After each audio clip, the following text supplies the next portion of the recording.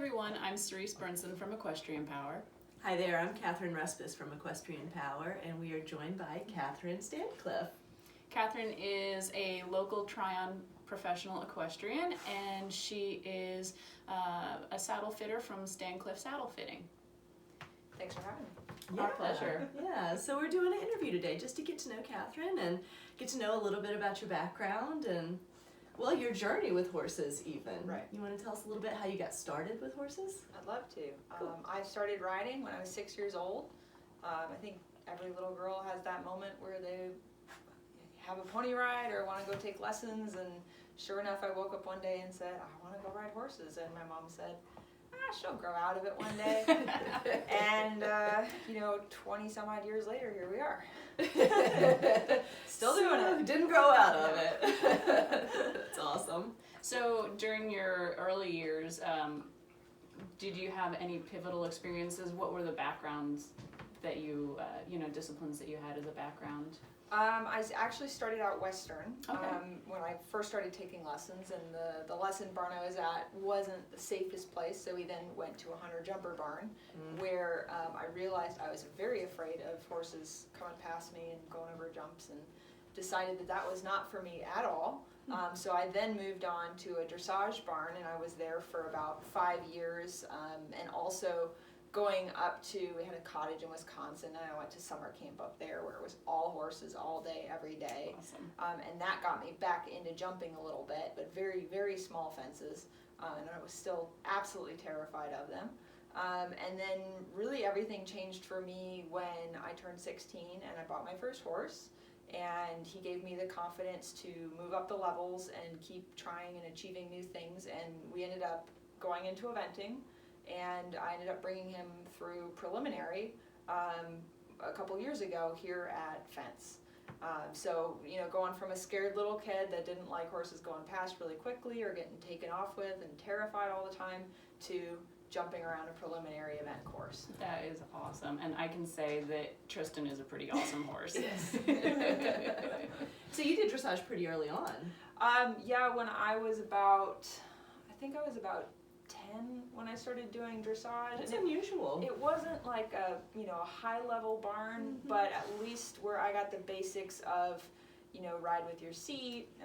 It was a little bit of you're in a dressage saddle, but also set a bunch of kids loose in an arena for an hour and then pull us back in later. And, just kind of learn how to figure things out yourself and have someone yelling at you, turn your toes in and keep your thumbs on top, and those lessons sound really rudimentary when you're that age, but later on they do actually pay off in the end. Yeah. So you got some important lessons Yes. when you were Yes. training there.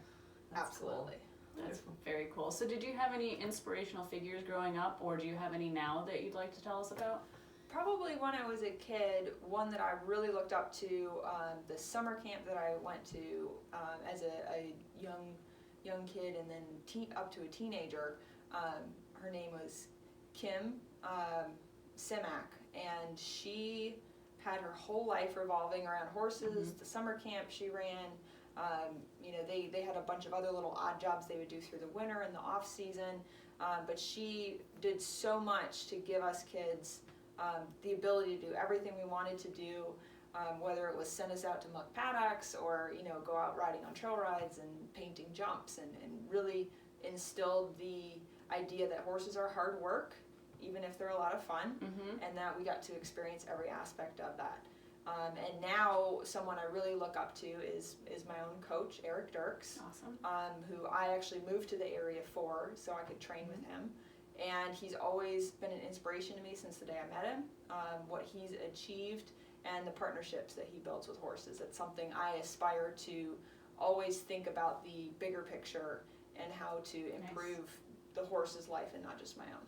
Fabulous. That's fantastic. That's a good lesson. So how long have you been in Tryon? I've been in Tryon since 2012, so about 6 years now. Great. And I basically moved here and said I was never going back to Illinois. And then how long have you been in saddle fitting? I started saddle fitting with Stubben about 4 years ago, and since then was able to pick up some additional training with Mike Scott down in Camden. Oh, I love Mike. did his course, really enjoyed that, was able to broaden my horizons to not just one brand of saddles, but also evaluate and rectify fit on a lot of different brands. And then Stubben was nice enough to send me over to Germany this spring, early spring, for additional training in their manufacturing. So I got the really traditional background of this is the Stubben way to do things, and the very regimented, everything is done this way, and that really helped hone my skill, and they've been very gracious to let me continuously go back to Virginia for additional training and keep learning. And some of the other saddle fitters have also given me their time. A friend of mine, Amanda Anderson, has been in the industry for 20 years, and she's always up for me driving out to Southern Pines and spending a week with her to just absorb some of the information that she has. So it's always a process of continually learning and continually picking up new things.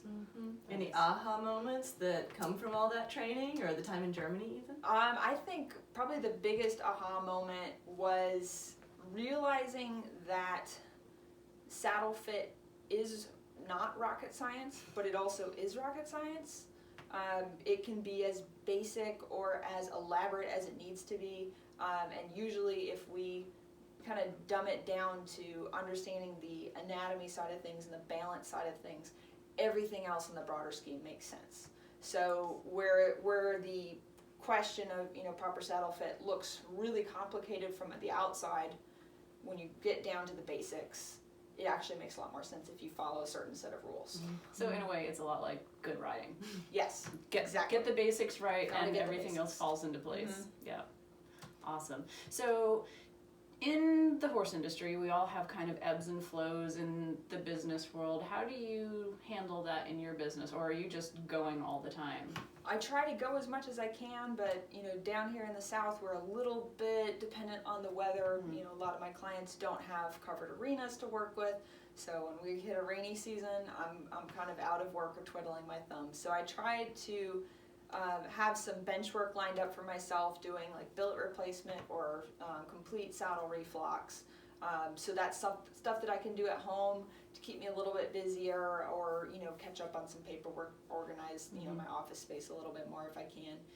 And then if I feel like I'm really stuck or my business is kind of in a slump, it just kind of depends on the season and how busy people are. I always find, seeking out some local shows or, some schooling shows to go set up at and meet some people and hand out business cards. It always really helps kind of keep those connections flowing in and keep that word of mouth going. Awesome. And so what are some of the shows that you can be found at? I'm usually competing at the ones locally, especially the events locally, because I like to get out and do those. So fence horse trials and the Tryon Riding and Hunt Club horse trials are two of my favorite shows to go to throughout the year. This fall I may end up setting up a tent there instead of riding my horse. Just depends on how he's feeling, how I'm feeling. I try to pop over to Windridge on occasion if it fits with my schedule. Some schooling shows down in Aiken. I try to bounce around a little bit. But really anywhere that'll have me, as long as I'm not too busy on the road. Awesome, awesome. And as far as being on the road, what are the areas that you do travel to, so people know? I consider roughly a 4-hour radius around my house in Campobello. So I cover basically all of South Carolina, half of North Carolina, and half of Tennessee. And then we're very lucky to have a network of fitters through Stubben, so I can recommend people to go see fitters that we have in the Georgia areas, fitters that we have out towards Southern Pines, and really most of the East and West Coast are very well covered. Awesome, that's great. And then, you interact and see a lot of different horse and rider combinations. Do you notice any patterns that tend to show up, from horse to horse or frequently? I do find that a lot of people have this understanding that their horses are all very wide. Everybody has this mindset of, oh, my horse is extra wide, I've got a broad horse, and you come out and the withers look like this, and we have to say, no, we fit the withers first. The rest of the body takes care of itself a little bit more, but I think they kind of either look at the hindquarters or look at a broad rib cage and say, oh, this is a wide horse, and really our job is to protect the spine. The withers are part of the spine, so that's our number one priority.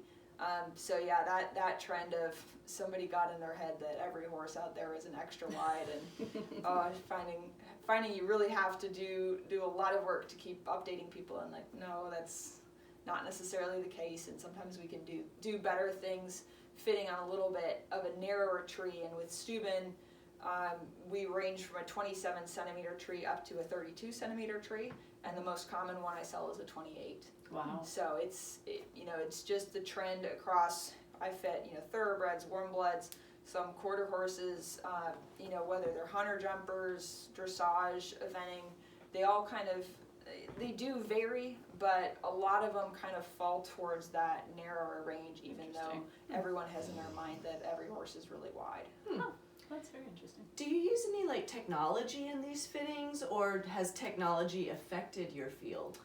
We've been very fortunate, and I do fittings with other brands, so I do kind of look at the whole picture and the anatomical side of how a saddle is going to fit properly. But the way that the Stubben tree was designed over, the tree design we have now has been in use for over 40 years. They've updated things, a little bit different materials, maybe a little bit narrower sizes now than they used to have. But the idea behind how that is made and how that is designed has held true through that whole period of time. So it's basically they did it right then. Mm-hmm. So now it continues to serve us well and continues to solve the questions that we have out in the field. So there was a lot of genius that went into coming up with that in the first place, to where we don't have to make radical changes to how we do things, because it does work so well as long as we keep within the range of getting those basics, making sure the balance is correct, making sure we have good stability. Mm-hmm. So they got it right the first time, and we didn't have to really change much. Yeah, and that's why Stubben is still out and thriving. over 125 years. So yeah, there's a reason for that. That's awesome. Yeah, very cool. Yeah, so here at Equestrian Power, we are big proponents of self-care, and we love to inspire other equestrians to take care of themselves. Do you have any sort of routines that you have in your life that help set you up for success, or that help get you through tougher, more intense work periods? I do try to see a chiropractor regularly. Mm-hmm. I'm always recommending my clients have their horses see a chiropractor or massage, or work on the areas that are a little bit tougher, or a little bit tighter. And for myself, chiropractic has been very helpful, helping me straighten out, helping resolve some issues with chronic migraines and neck pain. And equestrians, we're just hard on ourselves in general, so it's more of keeping up with the wear and tear that I put on my own body than anything elaborate. But there are days I'm hobbling in there and I'm like, put me back together again. And that's been very helpful to me. I try to eat as well as I can. Mm-hmm. It's hard when you're on the road, and sometimes fast food is the only option. But trying to cut soda out as much as possible, and when I'm home, cooking a little bit better for myself than what I would normally pick up on the road. Awesome. Do you like to cook? I'm not a particular fan of it. If I could just push a button and food would just pop out, that would be excellent. Right. But I'm learning to enjoy what I eat and how to make things that I really like, so that does make it more enjoyable. Yeah, that is awesome. We like to hear that. Yeah. So with all of your travel, how do you balance your life? I'm pretty bad at it, I'll be totally honest. When the business is good, you try to keep moving as much as possible. Yeah. When I'm home, my husband's also very busy, so we try to spend time when we can, and even if it's something as simple as taking a day to go run errands with each other or grab food, it's just nice to be together and not just see each other as you guys are hitting the sheets to pass out and get up and do it again the next day. Yeah. And we've met online gaming, so we actually spend some time at home gaming online with friends, and that's kind of a fun way to, you're not really getting out of the house, but you're kind of getting into a different headspace and relaxing. It's actually social Yeah, too. more social than sitting there watching the TV and flipping through channels. Yeah. So it's quite enjoyable, and we still do it Cool. 8 years later. So that's something we kind of do to wind down and spend time with each other. That's definitely a modern love story. Yeah, but I'm the bad one. I'll get people text me at 11 o'clock at night, saddle questions, and I'll be the one typing back while Nathan's over there like, "What are you still doing?" Sorry. It happens. Yeah. We Business work never when quits. there's work. Yeah. Absolutely. Yeah. So in terms of building more balance in your life, are there any areas that you think you could definitely improve in, or better ways to support yourself as far as self-care? I think I would probably serve myself best by turning my phone off at a certain point at night. Yeah, I think that would give me a little bit more peace of mind, though it's really hard to walk away from. I wish I could just get rid of that Facebook stuff and not be on there at all, but I connect with so many people that way. It's a necessary evil, and I have met a number of really nice people through that. Yeah, and absolutely. if you could just filter out all the negative stuff and just have the positive. I just want pictures of horses and dogs. Like, that's all I want to see. And the politics and all that can just go somewhere else. But it's a necessary evil, but I wish I could get rid of it, but I just can't. Yeah, I feel the same way. It's good networking in there. It does happen.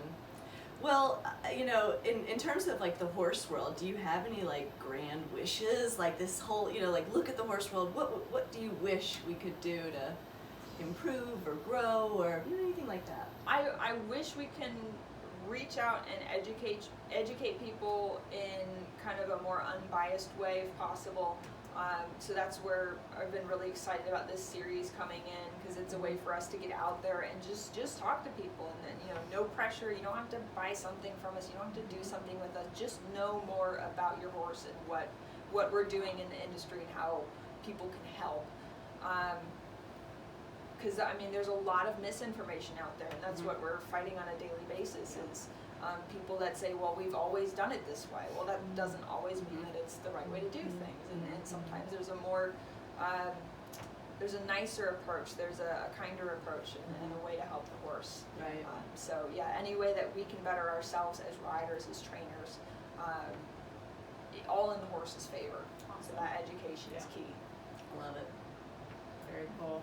Well, we are super happy that you took the time to sit down and join us. Where can everybody find you on the internet, your website, any type of social media that you might be on? Yeah. My name's Katharine Stancliff. It's spelled a little funny, so sometimes it's hard to find.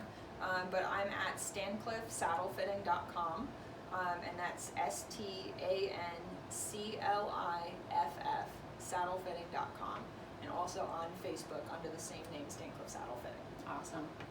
Well, thank you so much for joining us. And again, I'm Cerice from Equestrian Power. I'm Katherine from Equestrian Power. And thank you all for staying tuned in and watching. And make sure to go online and check out Katharine's information and learn some things about saddle fitting and how to help your horse. And visit us at equestrianpower.com.